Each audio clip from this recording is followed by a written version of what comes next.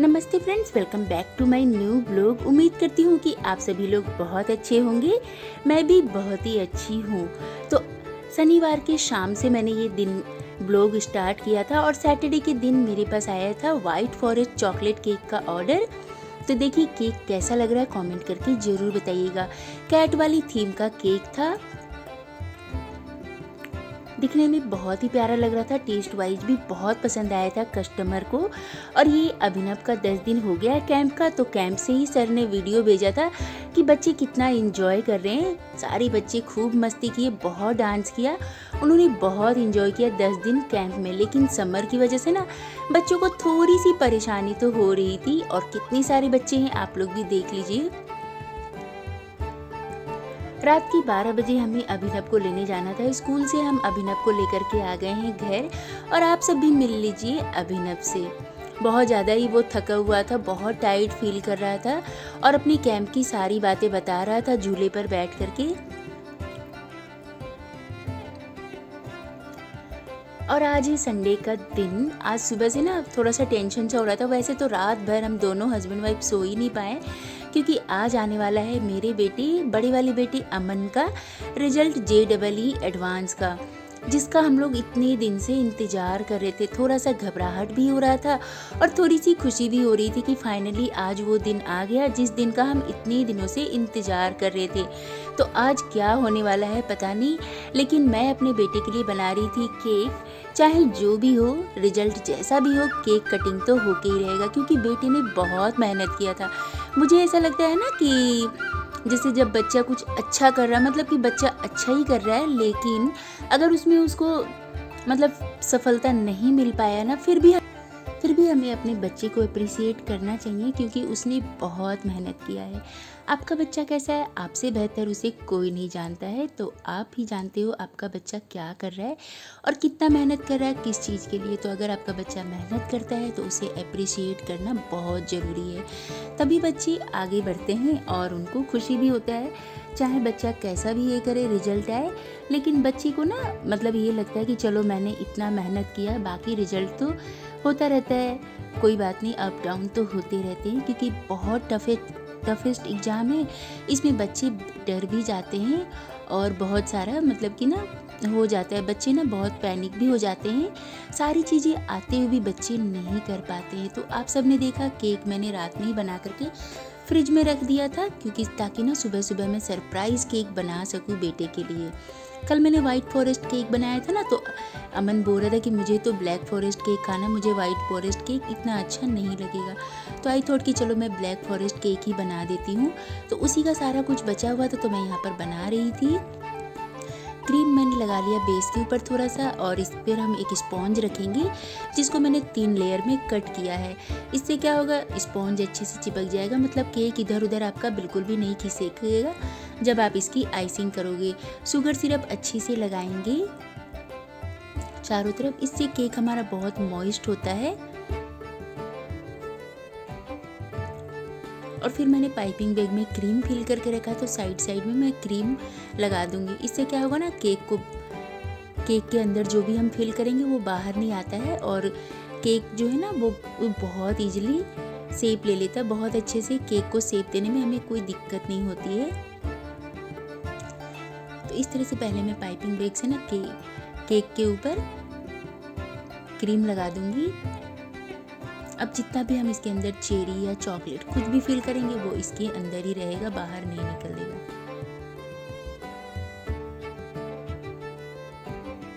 मेरे बच्चों को चेरी बहुत पसंद है, तो मैं यहाँ पर थोड़ी सी ज़्यादा क्वांटिटी में लगा रही हूँ।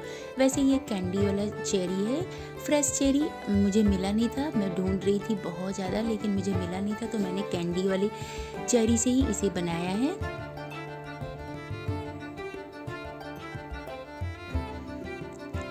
फिर मैंने सोचा कि थोड़ी सी चॉकलेट डाल देती हूँ ताकि बच्चों को पसंद आए, क्योंकि बच्चों को चॉकलेट केक ज़्यादा पसंद आता है।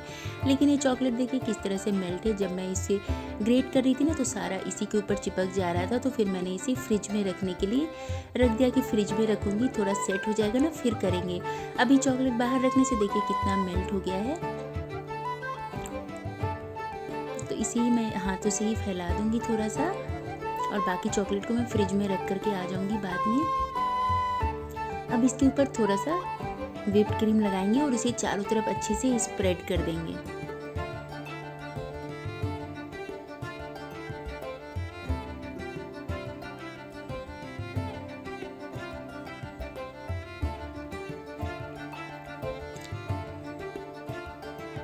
अच्छा, केक को जब आप 3 लेयर में कट करते हैं ना, तो जो बीच वाला लेयर होता है वो सबसे नीचे रखिएगा, जो ऊपर का लेयर होता है उसे हम सेकंड लेयर पर रखेंगे। क्रीम अच्छे से चारों तरफ मैंने फिल कर दिया है।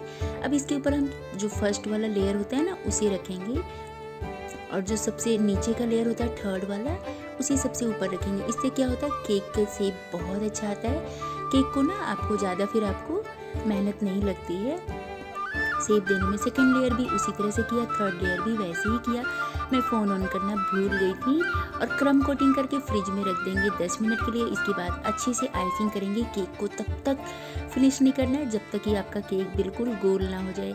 जब केक एकदम गोल हो जाएगा तब हम इसके ऊपर अपना मनपसंद डिज़ाइन बना लेंगे। तो मैं यहाँ पर नोजल से ना छोटे छोटे से फ्लावर बना रही थी, क्योंकि केक हाफ केजी का ही है तो बड़े बड़े फ्लावर अच्छे नहीं लगेंगे। और मैं यहाँ पर बिना किसी कलर का यूज किए ही आज केक बना रही थी।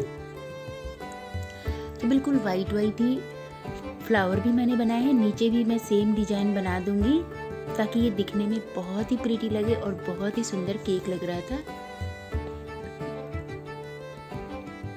ये देखिए फाइनल लुक इसका। अब ऊपर से थोड़े से चॉकलेट को ग्रेट करके डाल देंगे। और फिर मैंने इसके ऊपर लिख दिया कांग्रेट्स भी मैंने लिख दिया था।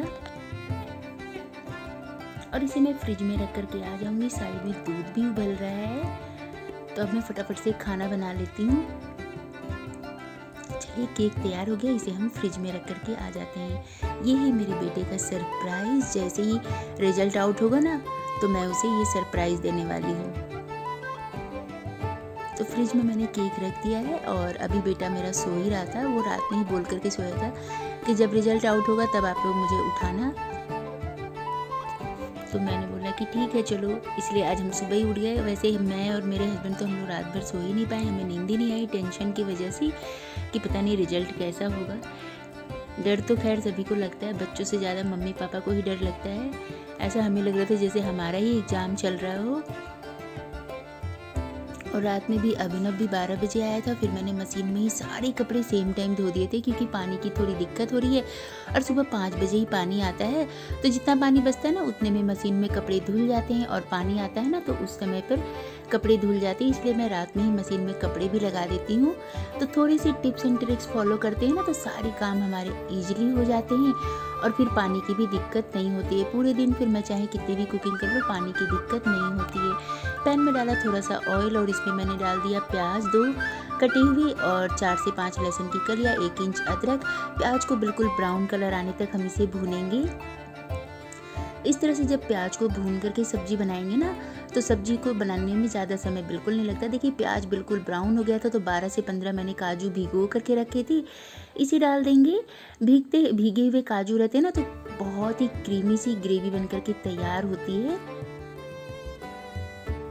और काजू के साथ भी मैंने इसको 1 मिनट के लिए भून लिया। इसके बाद गैस की फ्लेम बंद करेंगी और मैं इसे सीधा मिक्सी के जार में निकाल करके रख लूँगी।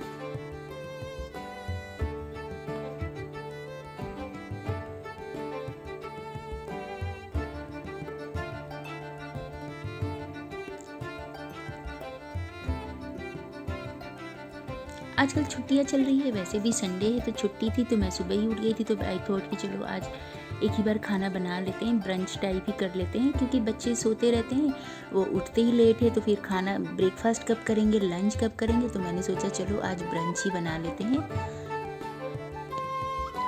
तो इसलिए पनीर की सब्जी बना दी है, साथ के साथ ही मैं रोटी भी बना लूँगी। सारा खाना एक साथ ही बना लूँगी। और दूध के ऊपर ना बहुत ज़्यादा मलाई आ गया था, तो इसे निकाल लेते हैं। तो मैं देखिए रोटी से भी मोटी बिल्कुल मलाई निकली है दूध से। 2 से 3 बड़ा चम्मच मलाई मैं मिक्सी के जार में भी डालूंगी। यहीं पर मैं मलाई के साथ इसे पीस लूँगी ना तो ग्रेवी बहुत अच्छी बन करके तैयार होगी, बिल्कुल क्रीमी सी ग्रेवी बनेगी। आप चाहो तो फ्रेश क्रीम का भी यूज कर सकते हो, लेकिन अगर फ्रेश क्रीम नहीं है तो इस तरह से मलाई से भी ना आप सब्जी बना सकती हैं, बहुत अच्छा स्वाद आता है। और मेरे घर में कोई मलाई मतलब दूध के ऊपर आ जाती है ना तो कोई पीता भी नहीं है, तो मैं हमेशा दूध छान करके ही बच्चों को देती हूँ। थोड़ी सी भी अगर मलाई आ गई तो बच्चे वॉमिट करने लग जाते हैं, इसीलिए तो मैं इसलिए मलाई हमेशा निकाल करके स्टोर कर लेती हूँ फ्रीजर में, और जब मुझे मलाई से घी बनाना होता है तो मैं फ्रिज में रख देती हूँ।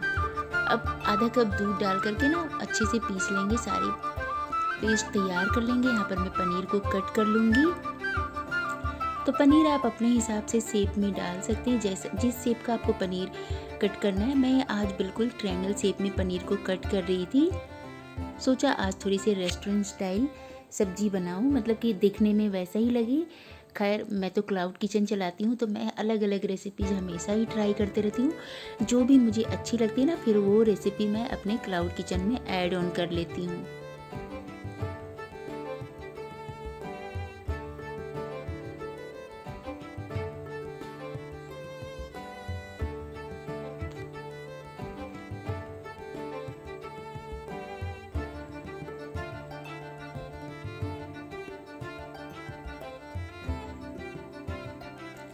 सारे पनीर कट गए हैं, इनको अलग अलग पीसेस में भी कर लिया है।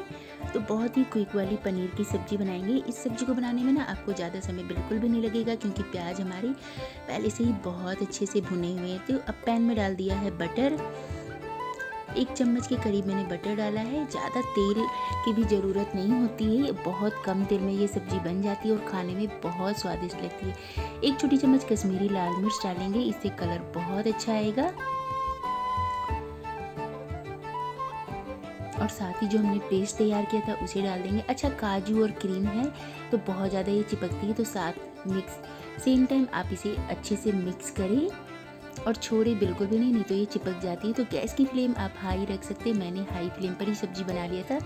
10 मिनट में बन करके तैयार हो गई थी। 1 छोटी चम्मच धनिया पाउडर, आधी छोटी चम्मच हल्दी पाउडर, 1 छोटी चम्मच डाला है मैंने इसमें किचन किंग मसाला, और आप चाहो तो थोड़ा सा जीरा और काली मिर्च का पाउडर भी डाल सकते हो, लेकिन मेरे पास नहीं था तो मैंने नहीं डाला है। ख़त्म हो गया है, बाद में मैं इसका पेस्ट घर में ही बनाती हूँ ना, तो ख़त्म हो गया था तो मैंने नहीं बनाया था। और आज सारे काम ना मुझे जल्दी जल्दी करने थे तो मैंने डाला भी नहीं है इसीलिए। लेकिन ये सब्जी बहुत टेस्टी लग रही थी फ्रेंड्स, बहुत अमेजिंग बन करके तैयार हुई थी। मिक्सी के जार में थोड़ा पानी डाल करके उसे डालेंगे और 1 से 1.5 बड़ा चम्मच हम इसमें डालेंगे टोमेटो सॉस। इससे बहुत अच्छी ग्रेवी बन करके तैयार होगी।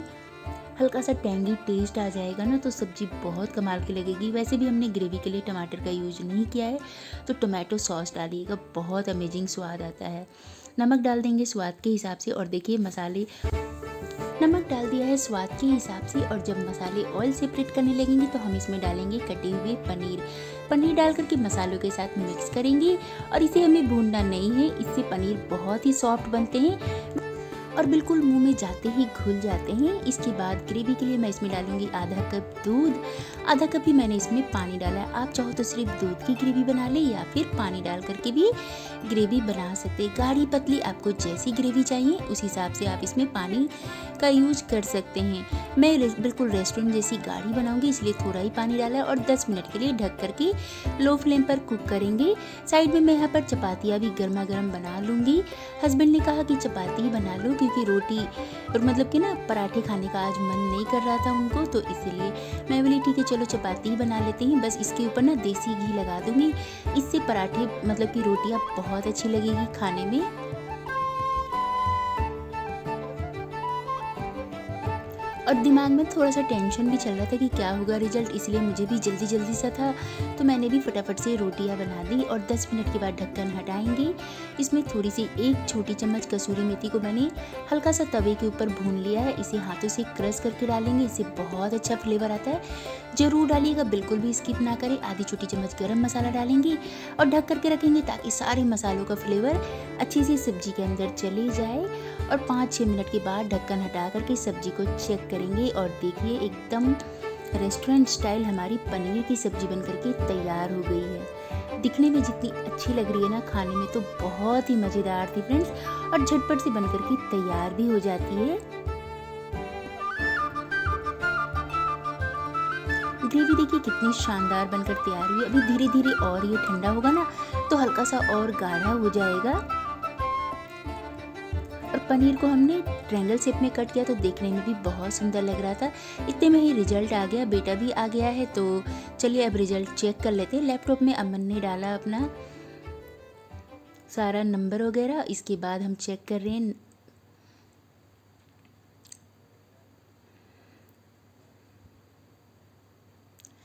तो आप लोगों को बता दूं, अमन को आए थे 7,000 रैंक। वैसे तो हमने सोचा था कि 5 से 6,000 के बीच में आ रहा था, लेकिन इस बार कट ऑफ थोड़ा सा ज़्यादा हो गया, इसलिए 7,000 आया है। तो कोई बात नहीं, जो होता है अच्छे के लिए ही होता है। अब बेटा मेरा आईआईटी में जाने वाला है, इस बात की हमें बहुत खुशी है।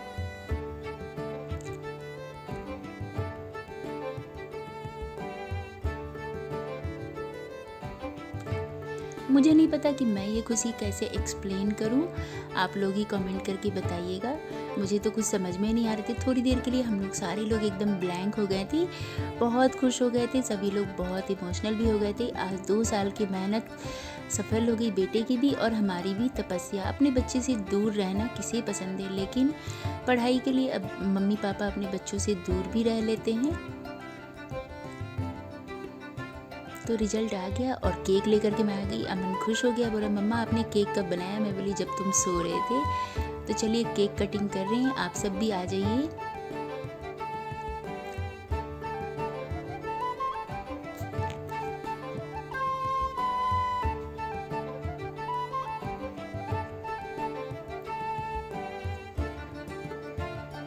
और केक देखिए कितना अच्छा बनकर तैयार हुआ है, बहुत ही अच्छा केक बना था। खाना भी लगा दिया मैंने, छाछ भी तैयार कर लिया। और आज का लंच हमारा बस इतना सही है, सिंपल सा, खाने में बहुत ही स्वादिष्ट लग रहा था फ्रेंड्स। तो आज का वीडियो या ब्लॉग आपको थोड़ा सा भी पसंद आया हो तो लाइक शेयर एंड सब्सक्राइब करना बिल्कुल भी ना भूलें, और अपनी फैमिली और फ्रेंड्स के साथ शेयर भी कर ले। तो मिलते हैं फिर कल के ब्लॉग में, तब तक के लिए बाय बाय, टेक केयर।